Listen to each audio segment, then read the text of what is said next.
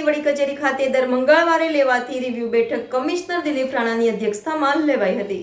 આજરોજ વડોદરા મહાનગરપાલિકાની વડી કચેરી ખાતે દર મંગળવારે લેવાતી રિવ્યુ બેઠક કમિશનર દિલીપ રાણાની અધ્યક્ષતામાં લેવાઈ હતી, જેમાં આજરોજ ડેપ્યુટી કમિશનર અર્પિત સાગર, ડેપ્યુટી કમિશનર હસમુખ પ્રજાપતિ તથા નવા કમિશનર ઉત્તર ઝોન VM રાજપૂતે આજે રિવ્યુ બેઠકમાં ઉપસ્થિત રહ્યા હતા અને સિટી એન્જિનિયર તથા તમામ અધિકારીઓ હાજર રહ્યા હતા। આ રિવ્યુ બેઠકમાં જે સામાન્ય સભાની અંદર સ્મશાન બાબતે બૂમો પડી હતી તેને લઈને અધિકારીઓ જોડે ચર્ચા કરવામાં આવી છે, જ્યારે રેવન્યુની આવક વધારવા માટે ચર્ચા કરવામાં આવી હતી।